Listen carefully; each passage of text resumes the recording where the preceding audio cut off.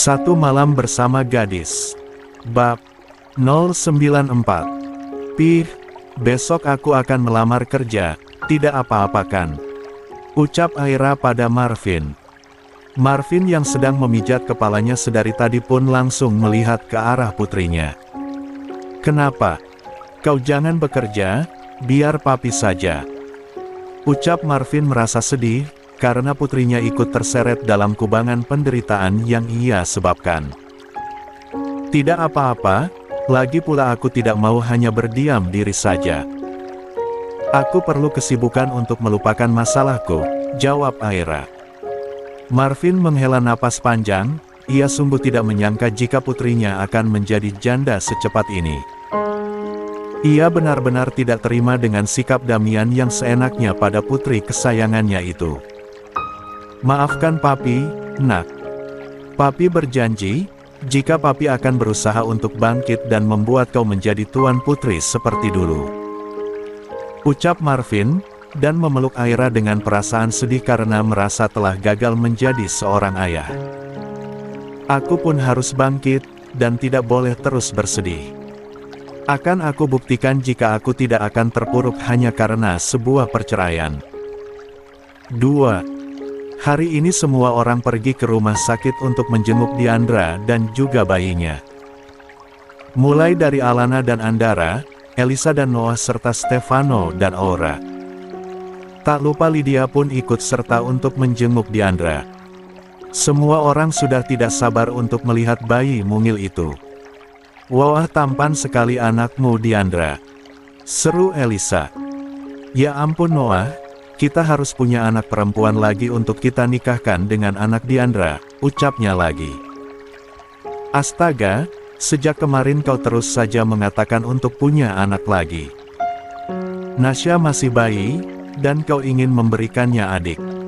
Noah geleng-geleng kepala mendengar ucapan istrinya ini. Semua orang tertawa melihat pasangan suami istri yang random itu. Selamat, ucap Andara pada Deo. Terima kasih, jawab Deo dengan penuh senyuman. Pancaran kebahagiaan terus terlihat di wajahnya. Deo memang sangat bahagia dengan kelahiran bayi ini. Ia benar-benar bersyukur, rumah tangganya bisa diselamatkan dan ia bisa kembali memiliki anak, setelah sebelumnya Diandra mengalami keguguran. Siapa namanya? Tanya Alana. Elzan, jawab Deo dengan sangat bangga, karena dari keempat anaknya, hanya anak dari Diandra diberikan nama olehnya. Wow, nama yang keren, ucap Alana. Deo pun langsung tersenyum malu, ia merasa sangat bahagia. Ternyata begini rasanya menikah dengan orang yang ia cintai, semuanya terasa begitu indah. Tapi mengingat rumah tangga putra keduanya, Deo kembali menjadi sedih. Karena ia tidak menyangka jika rumah tangga yang baru dimulai itu akan langsung hancur begitu saja. Bayi tampan itu kini digendong oleh Lydia. Aura, lihatlah bayi ini, sangat tampan. Ayo kau juga harus rajin mencetaknya dengan Stefano. Karena aku juga ingin menimang cucu. Maksudku buyut, Lydia tertawa. Aura pun tersenyum, doanya Oma, aku juga ingin segera mempunyai bayi, jawab Aura. Stefano langsung menatap wajah cantik Aura, ternyata istrinya ini juga ingin segera punya bayi. Baiklah kalau begitu, Stefano akan lebih rajin lagi menebar benihnya. Kenapa kau tidak katakan jika kau ingin segera mempunyai bayi? Tanya Stefano sambil tersenyum pada Aura. Aura langsung menundukkan kepalanya. Ia merasa malu ditatap seperti itu oleh suaminya. Apa aku harus mengatakannya padamu? Tanyanya. Tentu. Jadi aku akan berusaha lebih rajin lagi membuatnya denganmu, jawab Stefano. Blus.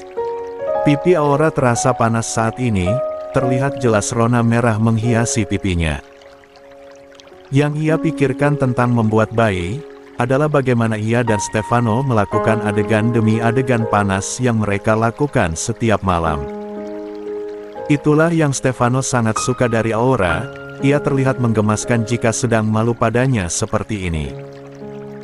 Padahal mereka sering melakukannya, tapi Aura masih saja tetap merasa malu padanya. Ya ampun, kalian berdua menggemaskan sekali sih. Seru Alana saat melihat interaksi antara Stefano dan 3. Aura. Kenapa aku tidak bisa malu-malu seperti itu ya? Karena setelanmu itu bukan malu-malu sayang, tapi barbar. Jawab Andara tertawa, mengingat bagaimana sikap istrinya yang aktif, cerewet dan agresif padanya. Apa aku terlihat begitu di matamu? Tanya Alana. Kau terlihat sangat istimewa bagiku. Jawab Andara sambil mencium keningnya. Suamiku manis sekali, ginjalku jadi awur-awuran. Jawab Alana. Kau ini Alana, kenapa tidak empedumu saja yang berubah manis? Ucap Diandra geleng-geleng kepala melihat kelakuan sahabatnya.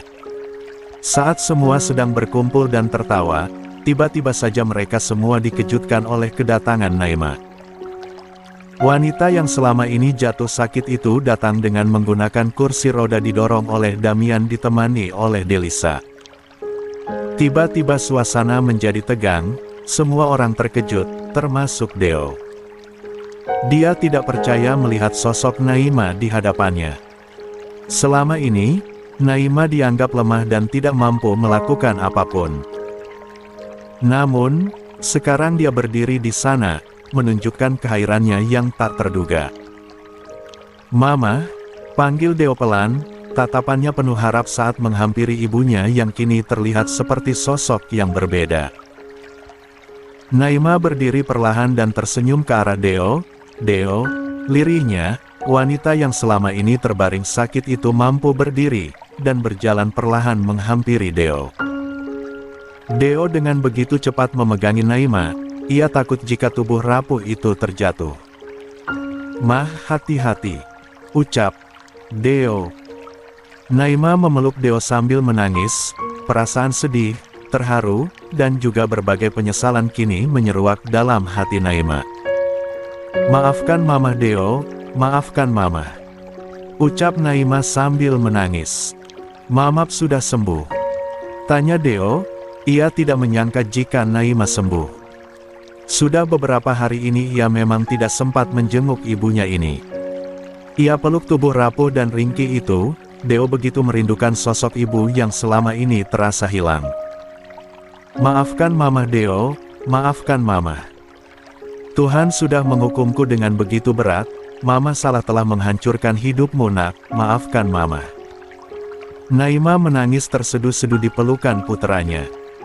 Sungguh ia begitu menyesali perbuatannya selama ini pada Diandra dan juga Deo. Hingga Diandra pun mengalami keguguran, juga Stefano cucunya mengalami luka batin yang begitu mendalam. Yang berlalu biarlah berlalu, Mah. Melihat Mama sembuh, aku sudah sangat bahagia. Ucap Deo. Naima melepaskan pelukannya dari Deo, kini ia menghampiri Diandra dengan dituntun oleh Deo. Diandra, maafkan aku.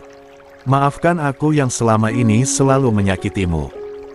Kesalahanku sangat besar padamu, hingga Tuhan sendiri yang memberikan hukuman itu padaku. Ucap Naima, ia memeluk Diandra dan menangis menyesali semua perbuatannya pada menantunya itu. Maafkan aku yang selalu berbuat jahat padamu, maafkan aku yang selalu melukaimu Diandra. Naima semakin menangis, mengingat begitu jahatnya ia pada Diandra, hingga ia mengalami keguguran. Diandra pun menangis, ia tidak menyangka jika Naima akan menyesali perbuatannya. Sebenarnya selama ini ia juga begitu prihatin melihat bagaimana keadaan mertuanya, ia ingin membantu Naima. Tapi yang ia tahu jika Naima begitu tidak menyukainya, hingga akhirnya ia pun merasa rendah diri dan akhirnya memilih untuk menjauh saja. 4. Aku juga minta maaf, karena aku tidak bisa menjadi menantu yang diinginkan olehmu. Ucap Diandra. Naima melepaskan pelukannya dan menggelengkan kepalanya, tidak, aku yang salah, kau sama sekali tidak bersalah. Akulah yang jahat padamu, aku yang selalu membencimu tanpa alasan. Maafkan aku, Diandra. Maafkan aku takut jika nanti Tuhan memanggilku, kau masih belum memaafkan aku. Ucap Naima. Jangan bicara seperti itu, aku ingin kita hidup bahagia bersama. Aku ingin kita berkumpul menjadi kelu Stefano yang bahagia, ucap Diandra. Terima kasih, ucap Naima. Kini pandangannya mengarah pada Stefano. Cucunya yang selama ini selalu ia panggil dengan sebutan anak haram. Ya Tuhan, jahat sekali Naima ini. Ia begitu malu dengan perbuatannya di masa lalu. Stefano, apa kau tidak ingin memaafkan omamu, ucap Naima. Stefano pun mendekati Naima, dan memeluk tubuh yang terasa begitu kurus itu. Apa sekarang Oma mau menganggapku sebagai cucu? Tanya Stefano. Tentu saja, kau adalah cucuku. Maafkan omamu jahat ini Stefano, maafkan aku yang selalu menyakitimu. Maafkan aku yang selalu menyalahkanmu. Naima benar-benar merasa hancur mengingat begitu jahatnya ia pada Stefano.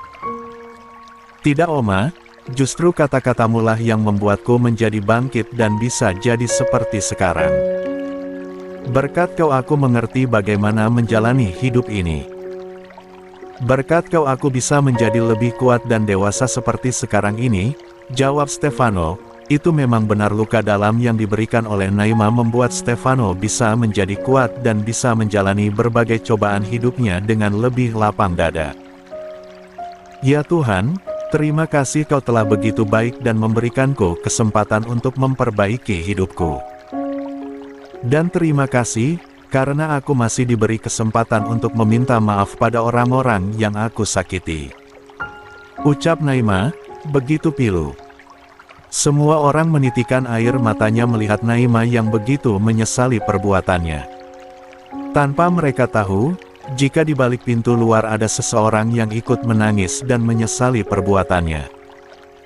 Seseorang yang tersadar saat melihat Naima mengakui semua kesalahannya. Ya Tuhan, selama ini aku pun begitu egois, apa aku masih pantas dimaafkan, lirihnya. 5. Setelah menyaksikan adegan yang menyayat hati, Aira terdiam sejenak sebelum melangkah pergi dari rumah sakit. Semula, ia berencana untuk menjenguk bayi Diandra, serta ingin bertemu dengan Stefano dan Damian yang pastinya berada di sana.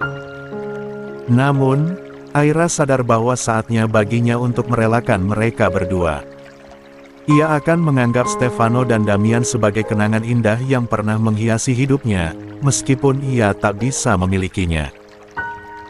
Aira mencoba untuk ikhlas melepaskan cinta yang tulus dan datang terlambat, walaupun pun dia tahu bahwa perjalanan untuk benar-benar menerima kenyataan akan jauh dari mudah. Dalam setiap langkah pergi dari rumah sakit, hati Aira semakin hancur, namun ia teguh untuk mengejar kebahagiaan yang berbeda, demi menyembuhkan luka yang kian dalam ini. Hidupnya hancur, rumah tangganya berantakan. Juga perusahaan dan usaha orang tuanya hancur. Kenapa ujian hidupnya ini datang secara bersamaan? Tidak. Ini bukan ujian kehidupan, tapi ini adalah hukuman atas semua perbuatannya selama ini.